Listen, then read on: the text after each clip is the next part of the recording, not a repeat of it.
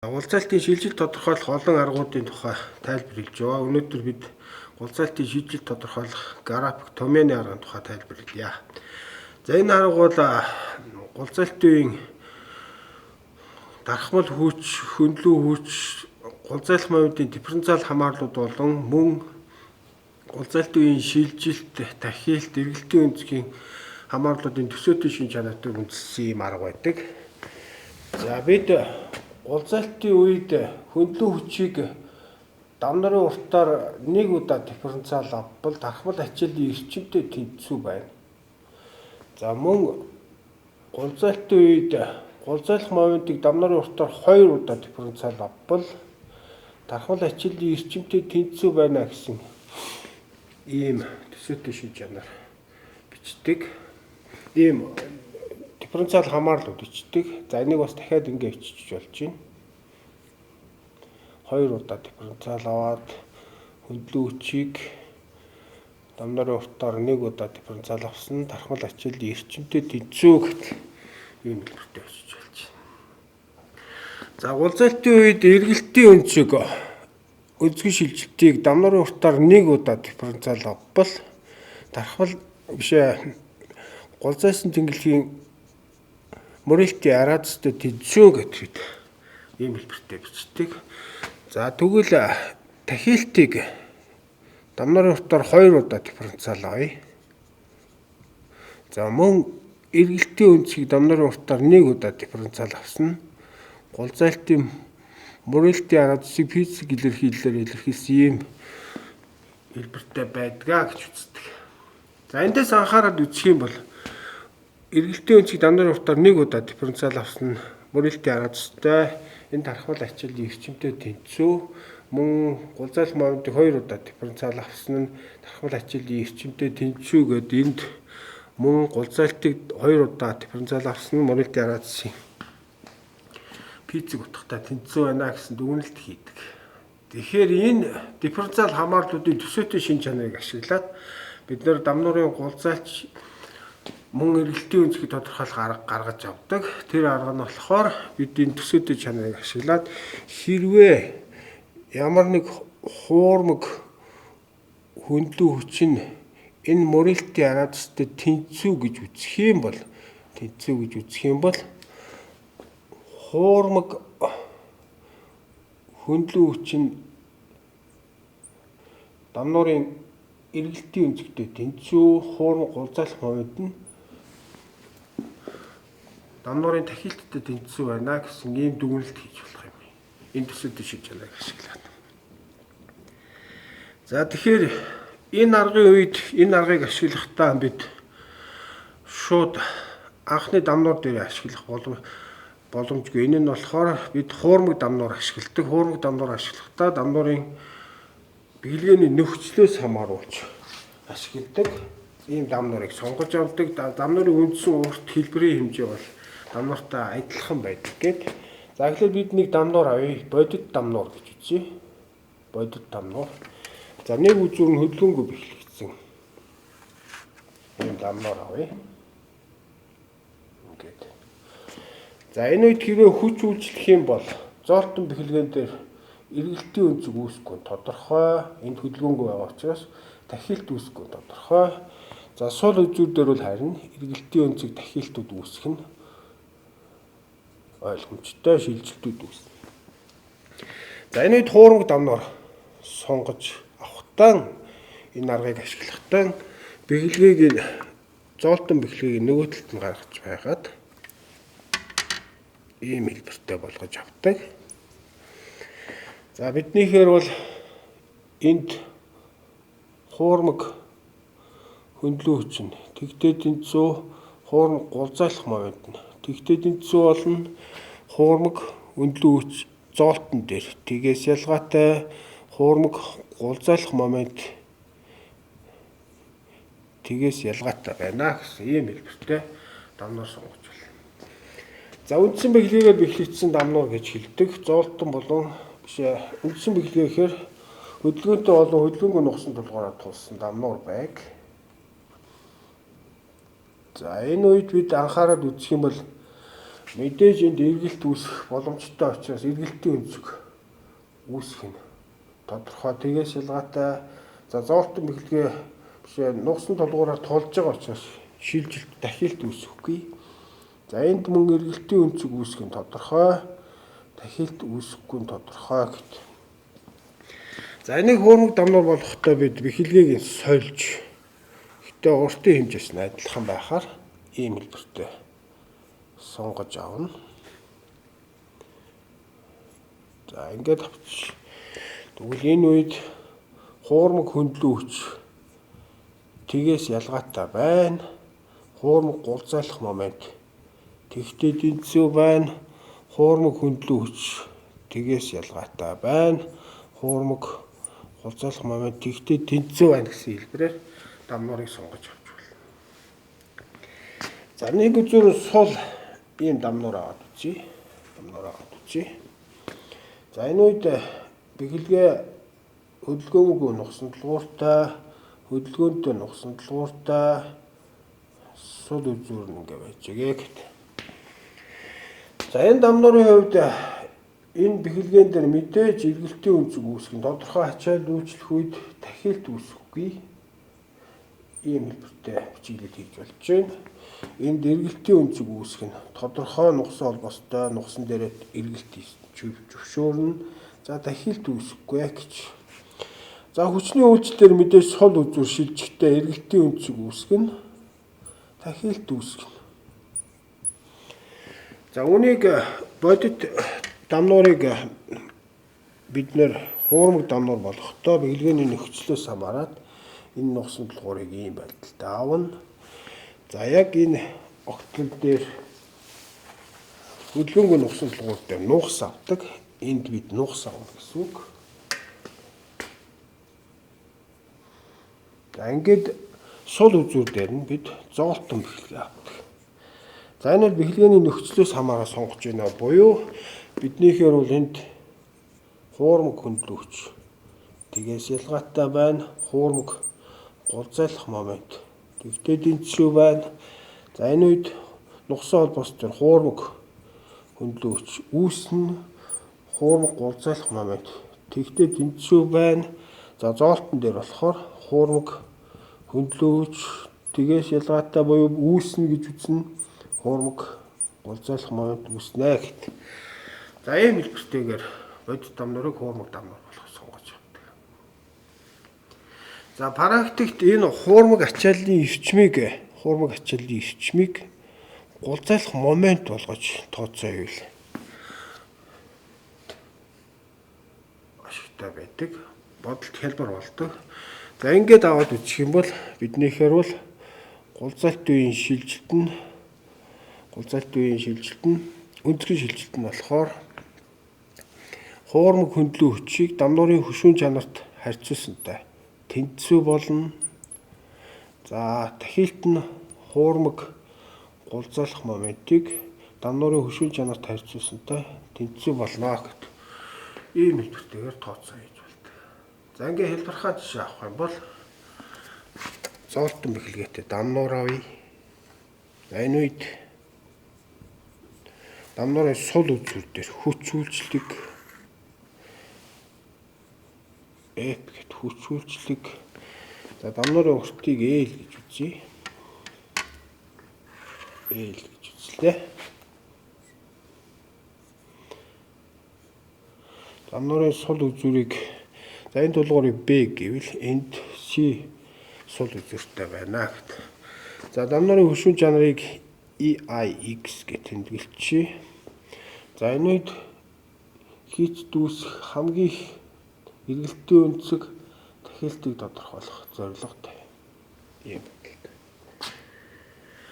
За тэгэхээр агны параметрын аргыг ашиглах үед эхлээд хуурмаг дамнуур сонгож авахдаа дамнуурын бэхлэгээний нөхцлөөс хамааруулна. За эхлээд бид энэ хуурмаг хүчийг хуурмаг гулзайлах момент болгоно гэх юм бол гулзайлах моментийн эфүүрээ байгуулъя. Z за тогтол хийлээ гэт нэг.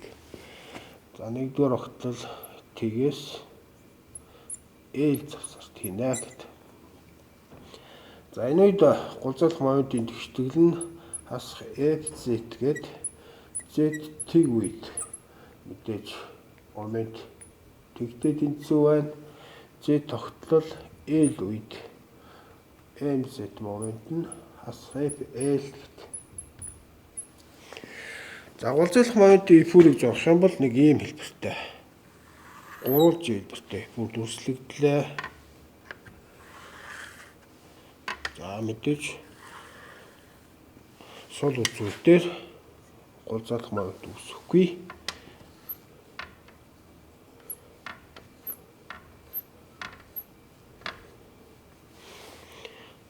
Гулзайлах моментын эфүр M гэвэл хамгийн хутган золтон бэхлэгэн дээр буюу FL гэдэг ийм байдалтай эфүр зурлаа. За тэгэхээр түрүү хэлсээр одоо хуурмаг дамнуур авах юм бол энэ дамнуурыг бэхлэгээний нөхцлөөс хамаарат золтон бэхлэгийг ийм хэлбэртэй зурж болж байна. Ийм хэлбэртэй зурж болж байна. За үүнийхээ дараа бид хуурмаг ачаа дамнуурт үйлчлүүлнэ. Тэр хуурмаг ачаа нь болохоор бидний гулзайлах моментын эфүр болно. Бүрийг ингэж зурчих юм. За тэгэхээр хуурмаг ачааны чиглэл нь дамнуурынхаа тэнхлэгээс ямагт гадагшааж игс хэлбэртэй авдаг.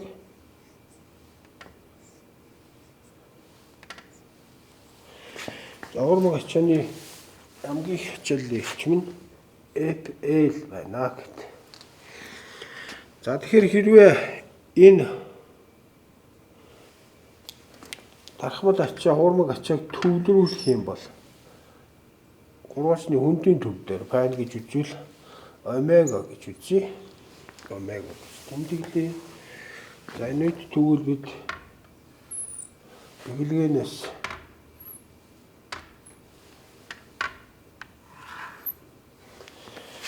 дамнуурын нийт уртын дагууд төвлөрсүүч 3-ны L зайд 3-ны 2L гэсэн зайд байна гэдэг ийм хэлбэртэй бичиж байна. За энд C тулгуур авсан байгаа. C тулгуур дээр реакц үүс үүснэ гэвэл RCF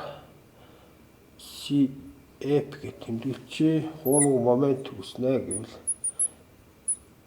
MCF гэдэг хуурмаг момент ийм байдалтай тэмдэглэв. За тэнцвэрийн нөхцөл ашиглаад бид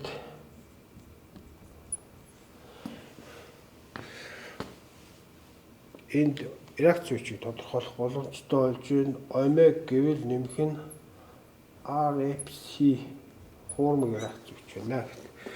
За омег бол мэдээж 3-ны талбайгаар тодорхойлогдно. FL-ийн квадратыг авах нь 2 гэсэн хэлбэртэй болно. За эндээс RCF гэвэл 2-ны FL квадрат гэсэн хэлбэртэй бичигдлээ. За дараа нь бид C тулгууртай C зэгтэй харьцангуй момент бичье. За энэ үед омег ингэж илгүүлж байна. Бид эерэг утгатай авах юм бол омег мөрөн 3-ны 2L за хасах нь MFC гэдэг тэнцвэрийн төвчдийг бичиж болж байна.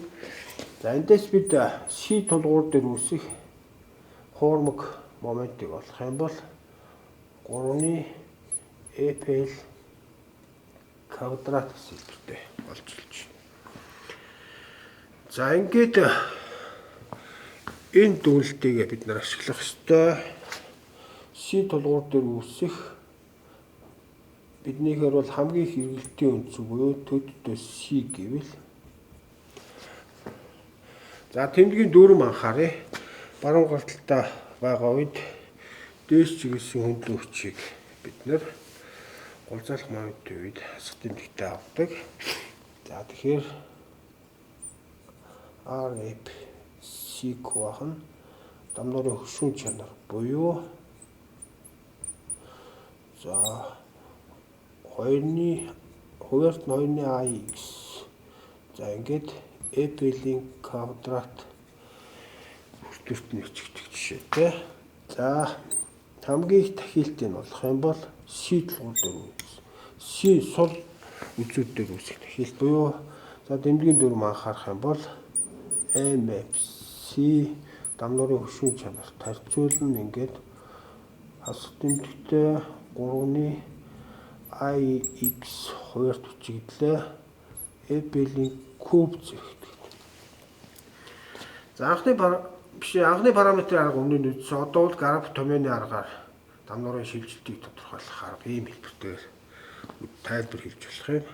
Тэгэхээр анхны параметрын аргыг бодоход граф томьёоны арга нь дамнуурын энэ хөшүүн чанар янз бүрийн хувьсах хогтолтой материалаар өөр материалаар хийсэн тохиолдолд ашиглах боломжтойгоор бусад аргуудаас бас харьцангуй онцлогтой байдаг юм арга. Гол зайлтын шилжилт тодорхойлох граф томьёоны аргын үед хуурмаг ачаа буюу биднийхээр гулзалах моментийн эпүрийг хөндийн төв талбай нь хэлбэр тодорхойлоход дүрсүүдэд хуваах ёстой. За тэр үед хуваахдаа ийм хэлбэрээр хуваадаг. За жишээ нь эпүр ийм трапез хэлбэртэй гэж болох юм. Ийм трапез хэлбэртэй эпүр. За дамнуурын уртыг юм уу энэ трапез хэлбэртэй ачааллын уртыг L хэлбэртэй бай. L урттай. За трапезийн талбуудын өндрийг энэ L гээд F1 F2 гэсэн хэлбэртэй юм эпүр ажиллах юм. За мэдээж эпүр бол ийм хэлбэртэй эпүр байна гэт. За үүнийг бид нэр тооцоонд хуурмаг ачаа болгохдоо эхлээд F1 өндөртэй L1 өндөртэй. За энэ F1 өндөртэй ийм гурвалжин болгоно. За дараа нь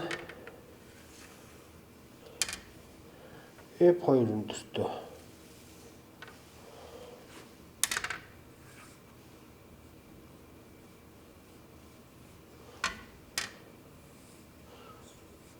Ийм гурвалж болгоно. За тэгэхээр энэ бол мэдээж хөндийн төв нь гурвалжны талбай хэлбэр тодорхойлогдно. За мөн хөндийн төв нь хэлбэр тодорхойлогдно гэх юм бол за энэ хөндийн төвийг бид гурвалжны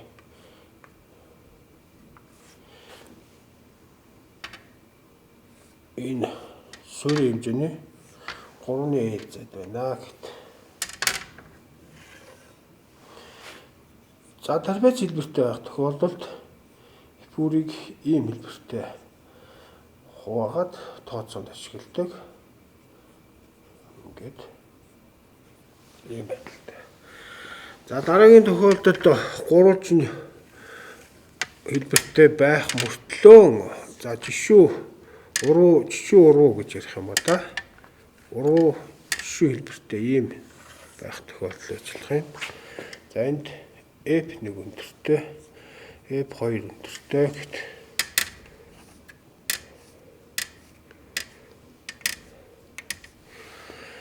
За нийт энэ хэсгийн уртыг L гэж бичих юм бол за энэ үед бид 2 гурвалжин хэлбэртэйгээр хуваагаад тооцоонд ашигладаг.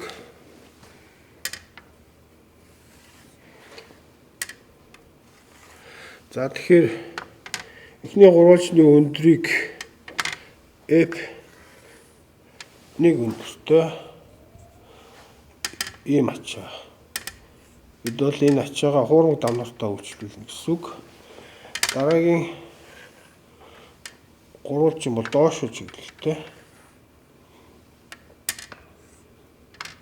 Ийм хэлбэртэй болно. За F2 гэсэн өндөртэй. За ингээ мөн ойлгомжтой гурвалжны хөндийн төвүүдийг бид уртаас нь хамааруулаад суурийн хэмжээг L гэж үзэх юм бол уртаас нь хамааруулаад 3-ны L-зэд энд 3-ны ээлжээд байна гэт тооцоонд ашигладаг. За тэгээ хөндийн төв дээр мэдээч төлөвлөсөн хүч хэлбэрээр хичээлнэ гэж. За дараагийн тохиолдол ийм их бүр ажиллах юм. Параболоор хязгаарлагдсан. Гэхдээ талуудын өндөр нь F1, F2 гэсэн хэлбэртэй ийм их бүр ажиллах юм. Гурвалжны их бүр. Давнуурын их бүр нь. За давнуурын их бүрийг L урттай хэсэгт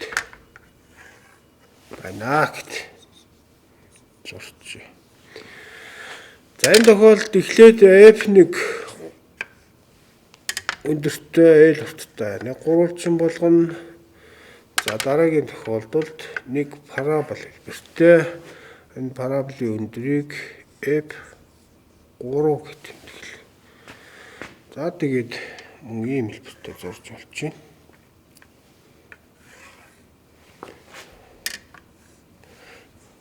F1 за өндөний дүүний байна гэт. За энэ авчиж юм. Дараагийн тохиолдолд дараагийн гурвалжин F2 өндөртэй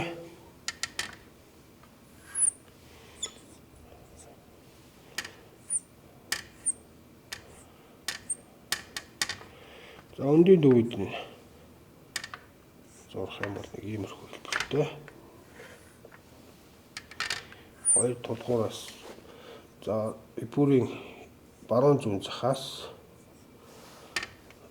3-ны ээлжээд замун дунд хэсэгтээ 3-ны ээлжээд байна гэт. За дараагийн 3 дахь хипүр нь болохоор парабол хэлбэртэй. Параболын бүдгэртэл нь дээшээ гэж хэлсэн. Ийм хэлбэртэй. За тэмдэг зурж байна. Тэгэхээр энд параболыг квадрат парабол гэж үзээд тэгш шимтэй 2-3-аас 2-ны ээлжээд байх жишээтэй хөндийн төв. За дараагийн тохиолдолд ипүр нэг ийм хэлбэртэй байж болох юм. За яг ерөнхий шугам доош нэг зурчихъя. Ипүр ийм параболаар хязгаарлагдсан. За тэгтээ суурь шугамаа хөтөлсөн F1, F2 хэлбэртэй ийм ипүр байж болох юм. За энэ тохиолдолд 2 гурвалжин нэг парабол болгоно. Тэгэхээр бид параболик тооцооны тухай яриад байна. Тэгээ параболик тооцооны үед давнуурын шийдэл тодорхойлохдоо анхны параметрийн аргыг ашиглах юм бол граф томьёоны аргыг ашиглах юм бол ипүрийг ийм байдалтай хувааж тооцоонд хэрэглэнэ гэсэн тайлбар хэлж байгаа юм.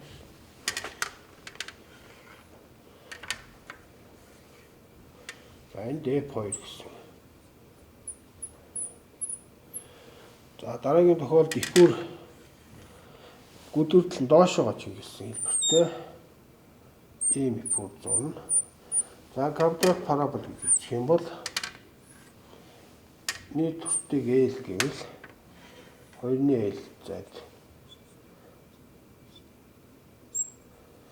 хөндийн төв байна. За гурвалжнуудын үед мэдээж ойлгомжтой. Өмнөх гурвалжин дээр авсантай адилхан хөндийн төвүүд нь ийм хэлбэртэй байна гэж тооцоо хэлдэг.